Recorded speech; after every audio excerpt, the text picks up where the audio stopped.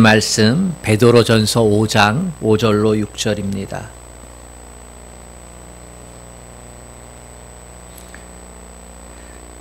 베드로전서 5장 5절로 6절 382쪽입니다. 신약성경 382쪽. 우리 하나님의 말씀을 다 같이 함께 한 목소리로 합독하겠습니다.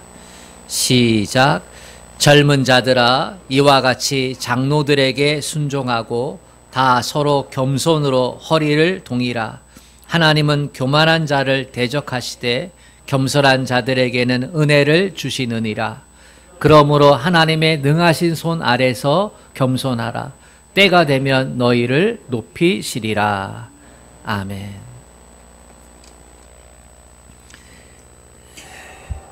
하나님께 예배 자리에 나온 여러분들에게 하나님께서 주시는 위로와 평안과 능력이 역사할 수 있기를 주님의 이름으로 축복합니다. 사순절 두 번째 주일을 맞았습니다.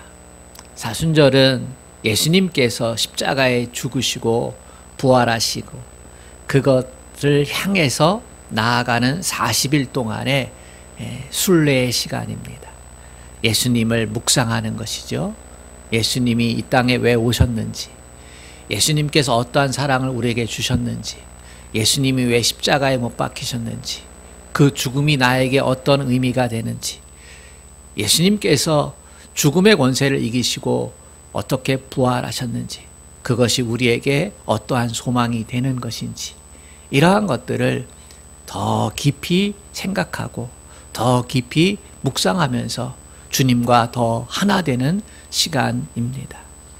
이 귀한 시간에 우리가 하나님의 은혜를 받아야 하는데 어떻게 하면 더 많이 우리가 이 사순절에 은혜를 경험하고 체험할 수 있을까? 이것이 저에게 지난 한 주 동안에 내려진 숙제와 같은 질문이었습니다. 나 자신뿐만 아니라 우리 사랑하는 성도들, 또 가정에서 예배드리는 성도들 모두 다 같이 어떻게 하면 예비된 은혜를 더 많이 받을 수 있을까? 어떻게 하면 나와 우리 성도들이 함께 누릴 수 있을까? 그것을 오늘 말씀을 통해서 생각해 보기를 원합니다. 우리가 왜 예배자가 되었습니까? 우리가 왜 하나님을 찬양하는 자가 되었습니까? 하나님께 받은 은혜가 있기 때문입니다. 이것은 마치 우리가 왜 부모님께 효도합니까? 스승에게 왜 우리가 스승의 대우를 합니까? 하는 것과 마찬가지의 모습이라고 생각합니다. 은혜를 받았기 때문입니다. 부모님만이 줄 수 있는 은혜를 받았기 때문에 그래서 부모님께 효도하는 겁니다. 스승이 줄 수밖에 없는 그 은혜가 있기 때문에 우리는 스승에게 우리에게 받은 은혜를 보답하려고 하는 것이지요. 그런데 종종 이 은혜를 계속해서 받지 못하고 그리고 어려움을 겪는 것이 우리의 모습입니다. 그래서 많은 성도들의 기도 제목 가운데 어떻게 하면 하나님과의 첫사랑을 회복할 수 있을까? 하나님께서 부어주시는 그 은혜의 순간으로 다시 되돌아갈 수 있을까? 이것이 기도 제목이 되는 성도들이 많이 있습니다. 성도들만 그런 건 아니에요. 저도 마찬가지입니다. 하나님께서 저를 만나주셨던, 하나님께서 제게 세상에서 얻을 수 없는 가장 커다란 은혜를 주셨던 그 시간대로 돌아가고 싶다. 하나님, 나에게 첫사랑의 은혜를 회복하게 도와주시옵소서. 이렇게 기도합니다. 여러분도 그렇지요? 그럴 때가 있을 것입니다. 첫사랑의 은혜를 깨닫지 못했으면 이 기도를 할 수 없겠지만 나를 구원하신 그 하나님의 놀라우신 은혜를 경험하면요, 이 첫사랑으로 돌아가고자 하는 그 은혜를 부어달라고 하는 기도를 하지 않을 수가 없습니다. 저는 이 기도를 하는 것이 참으로 복이 된다고 믿습니다. 이런 기도를 할 줄 아는 성도에게 하나님은 다시 더 큰 은혜를 베풀어 주실 것이라는 확신이 있습니다. 정말 우리가 계속해서 지속적인 은혜를 받고 살려면 어떻게 해야 할까? 오늘 본문은 아주 분명하게 선언하는 것이 있습니다. 오늘 본문 다시 한번 보시기를 바랍니다. 젊은 자들아, 이와 같이 장로들에게 순복하고 다 서로 겸손으로 허리를 동이라. 하나님이 교만한 자를 대적하시되 겸손한 자들에게는 은혜를 주시느니라. 그러므로 하나님의 능하신 손 아래서 겸손하라. 때가 되면 너희를 높이시리라. 성경이 말씀하고 있는 것은 은혜를 받으려고 한다면 겸손해야 한다는 것입니다. 은혜를 받으려고 한다면 뭘 해야 된다고요? 겸손해야 된다. 따라서 겸손은 믿음을 가진 우리에게 너무나 중요한 말씀이라고 할 수 있습니다. 한 번은 어거스틴에게 신앙생활에서 가장 중요한 것이 무엇이냐라고 질문이 들어왔습니다. 그러자 그는 유명한 일화를 남깁니다. 신앙생활에서 가장 중요한 것 첫 번째는 겸손입니다. 두 번째는 뭐라고 생각하느냐? 그것도 겸손입니다. 그럼 세 번째는 그것도 겸손입니다. 왜 이렇게 겸손이 중요할까? 말할 것도 없이 예수님의 성품 자체가 겸손이었기 때문입니다. 복음의 출발점이 겸손이었습니다. 예수님은 하나님이셨잖아요. 그는 근본 하나님의 본체시나 하나님이셨어요. 그 예수님이 하늘 보좌를 버리시고 하나님과 동등됨을 취할 것을 포기하시고 인간의 몸을 입고 이 땅에 오시는 거예요. 겸손한 모습으로 오신 거예요. 우리가 알다시피 말구유에서 태어나셨어요. 가장 낮은 자리로 오셨어요. 그러니까 복음의 출발점이 겸손한 예수님의 모습입니다. 자기를 비워서 우리와 같은 형체를 입으시고 이 땅에 오신 것이지요. 딱 하나입니다. 하나님께서 우리를 사랑하셨다는 것을 드러내시기 위해서, 그 사랑을 통해서 우리를 구원하시기 위해서 딱 하나의 목적을 가지고 겸손하게 되셨다는 것입니다. 반면에 사탄의 성품은 어떻습니까? 마귀의 성품은 어떻습니까? 하나님과 대적하는 성품은 무엇입니까? 사탄은 교만 덩어리입니다. 이사야 14장 13절을 보십시오. 내가 내 마음에 이르기를 내가 하늘에 올라 하나님의 뭇별 위에 나의 보좌를 높이리라. 내가 북극 지폐의 산 위에 좌정하리라.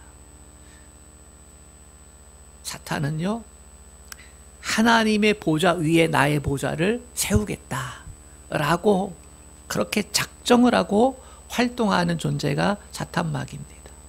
그러니까 교만의 아버지가 사탄이지요. 교만 자체가 사탄이라고 볼 수 있습니다.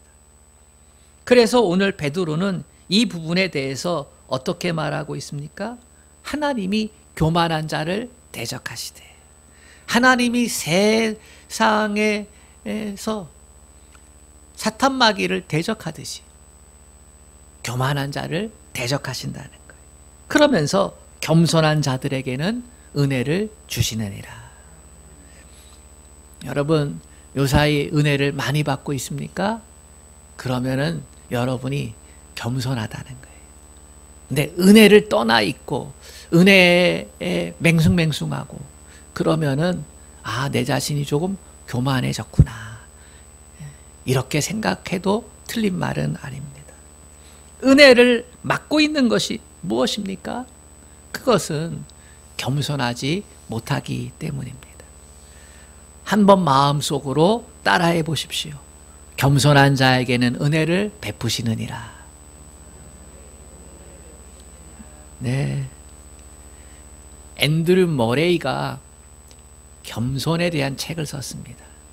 아주 훌륭한 목사님이고 기독교 사상가였는데요. 이 머레이가 겸손이라는 책에서 겸손이 뭐냐 이렇게 얘기했습니다. 겸손은 자기를 낮추는 것만이 아닙니다. 겸손은 내게 칭찬을 하고 내게 감사를 할 때 하나님께 찬양을 돌리는 것입니다. 이렇게 얘기했어요. 진정으로 영혼에서 우러나와 감사를 하는 것이 겸손이다. 또 겸손에 대해서 이렇게 말하고 있습니다. 겸손이란 스스로 되어지는 것이 아니라 경건 훈련을 통해서 얻을 수 있는 것이며 이것을 위해 특별히 기도해야 된다. 겸손은 내가 낮아져야지 겸손해야지 이렇게 해서 얻어지는 게 아니라는 거예요. 경건 훈련을 해서 겸손이 내게 주어진다는 거예요. 그럼 경건 훈련이 뭐예요?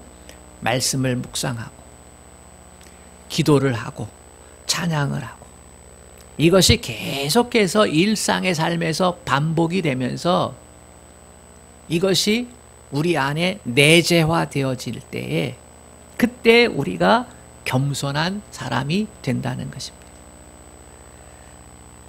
말씀 묵상을 하고 말씀 가지고 기도하고 찬양하며 전능하신 하나님을 높이고 사랑의 하나님 안으로 들어가고 이것이 계속해서 우리의 삶 가운데 반복이 되어져서 이것이 내재화가 되어지면 우리는 어떻게 됩니까? 하나님만이 유일한 경배의 대상, 신앙의 대상이라는 것을 알게 되어집니다.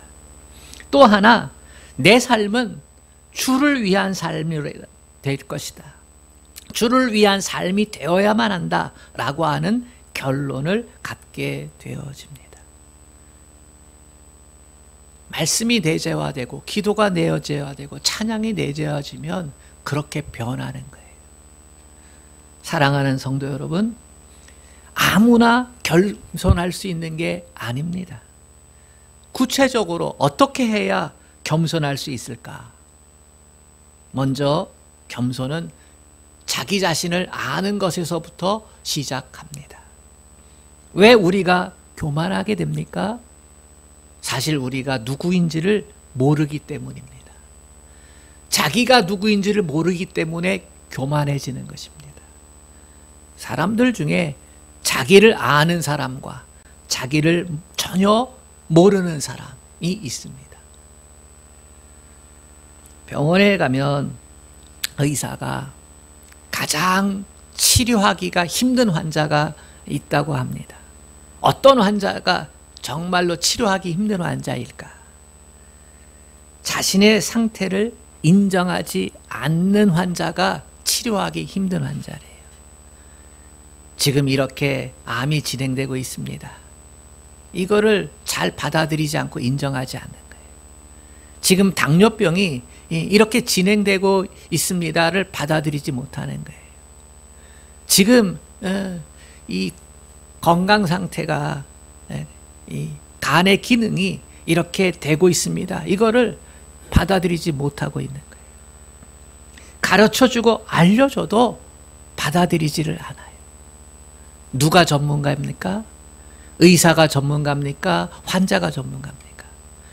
의사가 전문가잖아요. 근데도 전문가의 말을 받아들이질 않아요.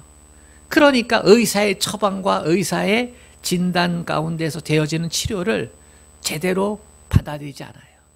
조금만 해도 불신하고 조금만 해도 믿지 않고 이런 환자가 다루기 어렵고 치료도 제일 안 되는 환자라고 합니다. 그래서 속상하다는 거지. 영적으로도 마찬가지입니다. 내가 누구인가 알아야 하는데 내가 누구인가를 아는 전문가가 누굽니까? 하나님이시잖아요. 하나님이 우리를 지으셨기 때문에 하나님이 우리를 창조하셨기 때문에 하나님이 우리 자신을 가장 잘 안다니까요. 성경에 다 진단해 놨어요. 우리가 어떠한 존재인지 우리가 누군지 하나님은요 다 진단해 놓으셨어요. 우리가 죄인인지 알아야 합니다. 나에게 영적 목마름이 있다는 것을 알아야 합니다. 내가 지금 목이 말라 죽어가고 있는 사슴인지 알아야 합니다. 로마서 3장 23절 모든 사람이 죄를 범하였음에 하나님의 영광에 이르지 못하더니 하나님이 진단하셨어요. 모든 사람이 다 죄인이라는 거예요. 히틀러만 죄인이 아니에요. 스탈린만 죄인이 아니에요. 푸틴만 죄인이 아니에요. 감옥에 들어가 있는 사람만 죄인이 아니에요.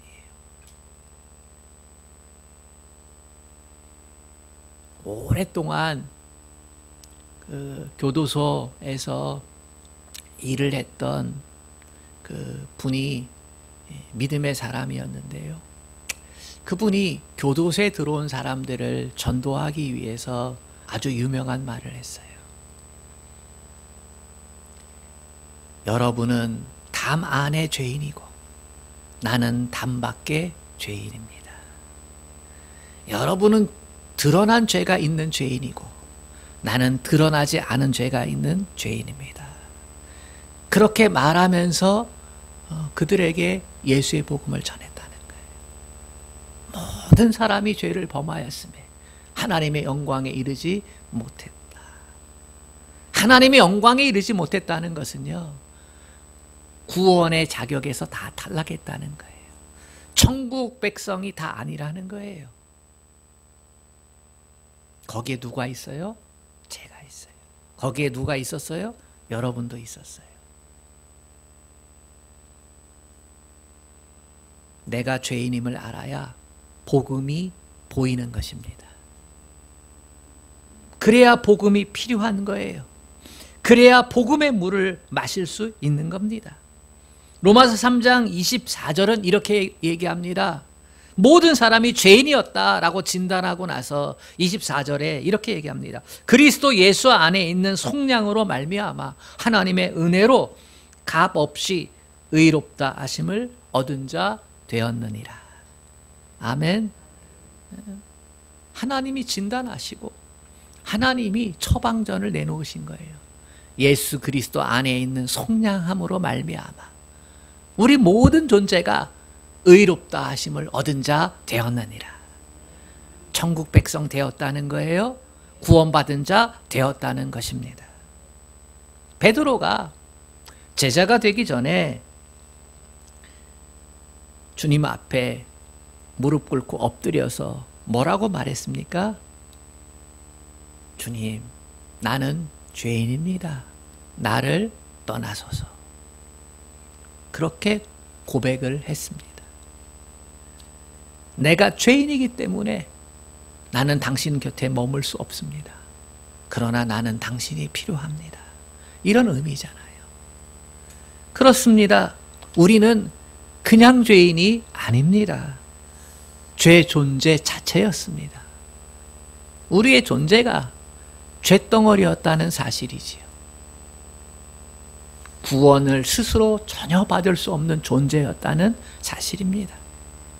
죄 가운데 이미 죽었던 존재라는 사실이에요. 이걸 알아야 예수가 보이는 것이고 하나님의 사랑이 보이는 것입니다.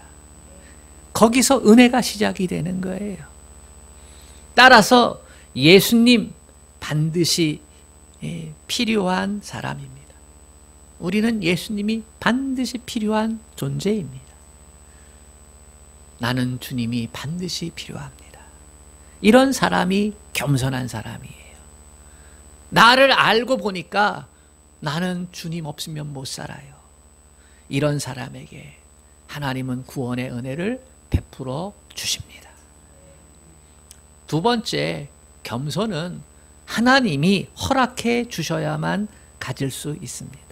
우리가 오해하는 것은 겸손은 내가 가져야겠다, 겸손해야겠다, 나는 겸손할 수 있다라고 생각하는 겁니다.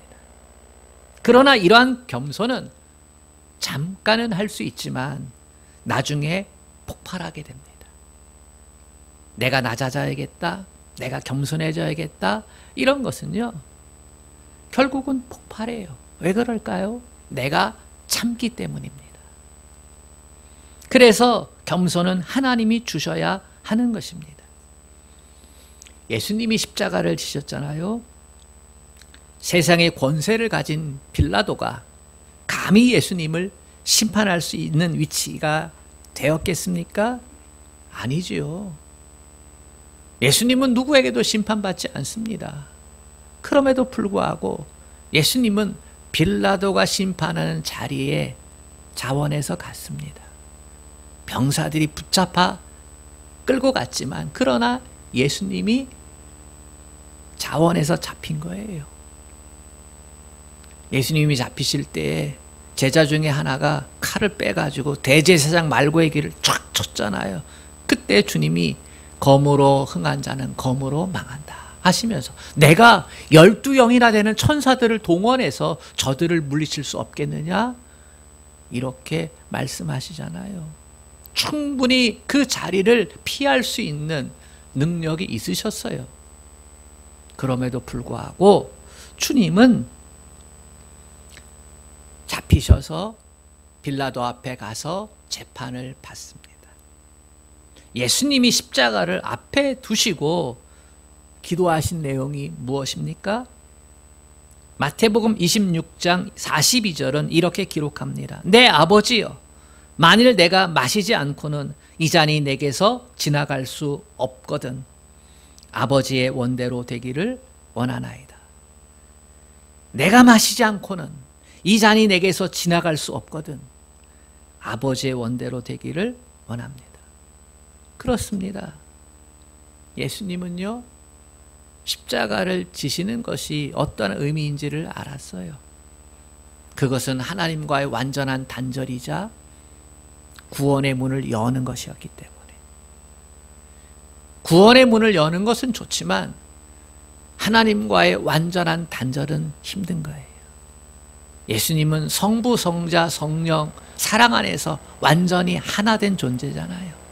그런데 인류의 모든 죄를 대신 담당하시면 예수님은 죄인이 되는 거예요.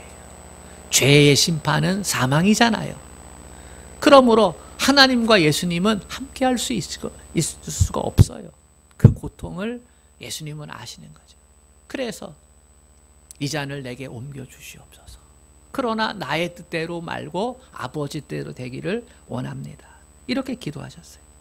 십자가를 지는 것은 어쩔 수 없어서 지는 것이 아니었어요.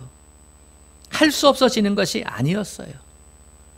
인류의 구원을 위해서 가장 진실하고 가장 겸손하게 십자가를 지셨던 것입니다. 그래서 예수님은 겸손하기 위해 기도하신 것이지요. 나의 뜻대로가 아니라 아버지의 뜻대로 되기를 원합니다. 겸손은 내가 결단하는 것이 아닙니다. 세상이 말하는 겸손이 아니기 때문입니다. 성령님이 내 안에 역사해 주셔야만 겸손할 수 있게 됩니다. 따라서 우리는 이렇게 기도해야 됩니다. 성령님, 나로 하나님의 뜻 앞에서 겸손하게 하소서. 아멘. 나로 하나님의 뜻 앞에서 겸손하게 하소서. 하나님께서 하나님의 뜻을 이루기 위해서 우리 안에 겸손을 허락해 주실 줄로 믿습니다. 셋째로, 겸손한 자의 특징이 있습니다. 내가 겸손한지 아닌지 정확하게 알 수 있는 방법이 있습니다. 오늘 본문 5절에 젊은 자들아 이와 같이 장로들에게 순복하라 라고 했습니다. 교회마다 장로님들이 계시지요. 우리 교회는 아직 장로님이 계시진 않지만 교회에 장로가 있다는 건 믿음의 선배들이 있다는 것입니다. 오랜 시간 동안 예수 이름 붙잡고 천국 백성으로 세상을 살며 교회를 섬겼던, 교회를 교회되게 했던 신앙의 선배들이 있다는 것이에요. 이 말은 장로들이 훌륭하다는 것을 강조하기 위해서 쓴 말이 아니에요. 무엇인가 배우려고 하는 태도, 이것을 강조하기 위해서 장로들에게 순복하라 라고 하는 것을 의미하고 있는 거예요. 이런 태도를 가지고 사는 사람들이 겸손한 사람의 성품이라는 겁니다. 성도들은 배우려고 해야 돼요. 배울 수 있는 기회를 힘써 붙잡아야 됩니다. 그래야 능력 있는 겸손함을 가질 수 있게 됩니다. 특히 교회 리더들이 더 조심해야 됩니다. 더 많이 배우려고 애써야 됩니다. 감사하게도 우리에게는 최고의 스승이 있습니다. 예수님이시지요. 예수님은 이렇게 말씀하셨습니다. 나의 멍에를 메고 내게 배우라. 내 멍에는 쉽고 가벼움이니라. 이렇게 말씀하셨어요. 배우려는 태도를 가지십시오. 예수님께서 우리에게 보여준 겸손의 모습이 있습니다. 배우려는 태도를 통해서 은혜를 지속적으로 누릴 수 있기를 축복합니다. 예수님은 겸손을 몸으로 보여주셨습니다. 오늘 본문 5절에 보면 서로 겸손으로 허리를 동이라 했는데요. 이 말씀은 겸손이 실천될 수 있도록 우리의 삶을 살라라 이렇게 말씀하고 있는 겁니다. 겸손의 삶이 나에게 실체가 되도록 하라는 것이지요. 이스라엘 백성은 두루마리 옷을 입습니다. 어깨부터 시작해서 저 발꿈치까지 이렇게 길게 내려오는 옷을 입어요. 롱코트라고 생각하면 됩니다. 이스라엘 사람들이 이 두루마리를 입는데 일할 때는요, 이 불편하잖아요.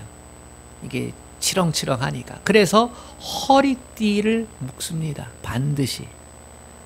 무슨 일을 시작할 때 겸손으로 띠를 메고 시작하라는 거예요. 일마다 때마다 겸손의 띠를 띠어라. 겸손하게 봉사하고 겸손하게 사역하면 어떻게 되는지 아십니까? 내가 복을 받습니다. 봉사는요, 시간을 들여야 되고 내 돈을 써야 되고, 그지요? 그렇게 해서 봉사를 하게 되는데, 그러면 이게 손해입니까? 그렇잖아요.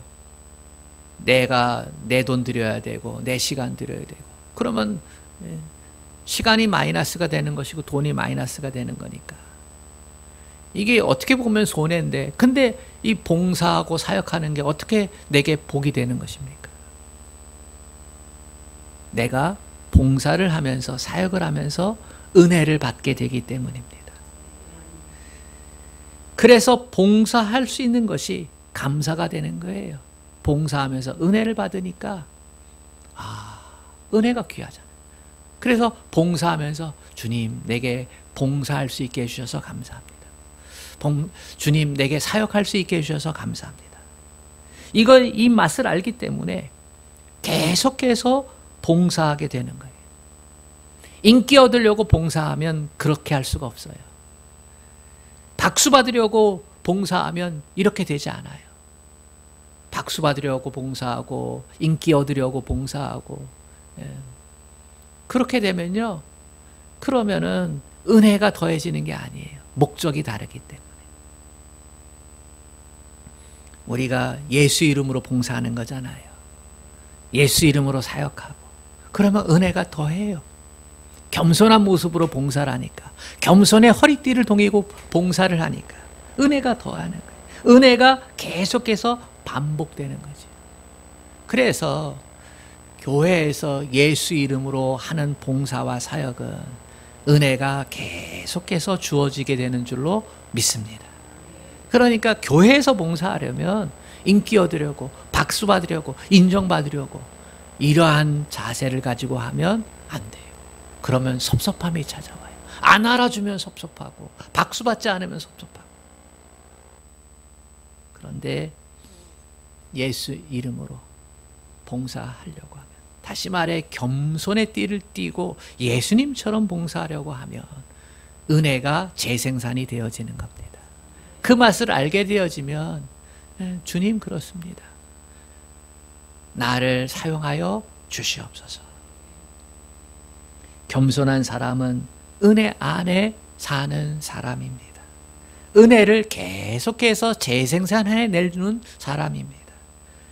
여러분, 살고 보니 내가 할 수 있는 는 별로 없었다. 그렇게 고백이 되지 않습니까? 그런 것 같아요. 봉사의 자리에 있는데도, 섬김의 자리에 있는데도 사실 내가 한 일은 별로 없었다. 다 주님이 하셨다. 주님이 내 안에서 일하고 계셨다. 이렇게 고백을 하는 것이요, 겸손한 사람의 모습입니다. 그래서 우리는 기도합니다. 주님, 내 안에 계시옵소서. 주님, 내 안에서 일하시옵소서. 주님, 나로 하여금 예수님의 능력을 덧입어서 일하게 하여 주시옵소서. 그래서 봉사하는 사람은 기도할 수밖에 없는 겁니다. 봉사는 기도로 하는 거예요. 내 시간을 드리고 내 돈을 쓰지만 그것만 가지고 봉사하고 사역하는 건 아니에요. 기도로 하는 거예요. 주님, 내 안에서 역사하여 주시옵소서. 그래서 봉사하는 사람의 특징은요, 그런 것입니다. 배우는 자세를 갖게 되고, 은혜를 더하는 특징을 갖게 되고, 기도하는 특징을 갖게 되고. 아멘. 그래서 봉사하는 사람은요, 기도하는 거예요. 왜냐하면 겸손하신 주님을 본받아서 내 안에서 예수님이 일하도록 나를 내어드려야 되니까. 사랑하는 성도 여러분, 사순절 두 번째 주 맞이하고 한 주간을 살아내야 됩니다. 교만한 자는 하나님이 대적하셔요. 겸손한 자에게 은혜를 더하세요. 십자가 앞에서 내가 누군지, 나는 죄인이었었구나, 그것을 고백할 수 있기를 축복합니다. 겸손은 하나님이 주셔야 되는 것이구나, 이것까지도 여러분 알 수 있기를 원합니다. 그러면서 겸손한 자의 특징대로 여러분 주님 앞에 서십시오. 대통령 앞에 가서 여러분 뒷짐지고 있을 수 있습니까? 세상 권력 앞에서도 우리는 겸손, 두 손을 모으지. 하나님 앞에서도 마음의 옷깃을 여며야 됩니다. 우리 육신의 모습도 하나님 앞에서 정갈하게 해야 됩니다. 겸손의 모습들이 그렇게 마음으로 나타나고 몸으로 나타나고 드러나고, 그럴 때 하나님께서요, 하늘의 은혜를 부어주는 겁니다. 하나님의 자녀로 살아갈 수 있도록, 하나님의 자녀인 것이 부끄럽지 않도록, 예수 이름에 능력이 있는 것을 알고 말씀에 지혜가 있는 걸 알고 그것을 사모하면서 은혜를 더해 주십시오. 나로 하여금 빛난 삶을 살 수 있도록, 나로 하여금 하나님을 대변하는 삶을 살 수 있도록, 나로 하여금 예수의 향기를 풍길 수 있는 사람이 될 수 있도록 그 은혜를 허락해 주십시오. 내가 있는 곳에 다툼이 있는 것이 아니라 내가 있는 곳에 평화가 있고 행복이 있도록 하나님 그 은혜를 주십시오. 이렇게 은혜를 사모할 때 하나님께서 우리에게 날마다 새로운 은혜를 공급해 주실 줄로 믿습니다. 하나님 아버지, 차에 기름이 떨어지면 가지 않습니다. 수억 원의 차라도 기름 없으면 못 가지요. 그러나 아무리 허접한 차라도 기름이 있으면 갑니다. 하나님, 우리가 하나님의 은혜 없이는 못 사는 인생임을 알게 하여 주옵소서. 은혜 없으면 못 사는데도 하나님 은혜를 받는 법을 모르고 외면하고 있지는 않습니까? 하나님께서 겸손한 자에게 은혜를 더하신다 하신 이 귀한 말씀을 생명의 말씀으로 알고 하나님 앞에 겸손케 하여 주시옵소서. 겸손으로 허리를 동이게 하여 주시옵소서. 겸손한 자에게 하나님께서 말할 수 없는 은혜를 물붓듯 부어 주시옵소서. 예수님의 이름으로 기도합니다.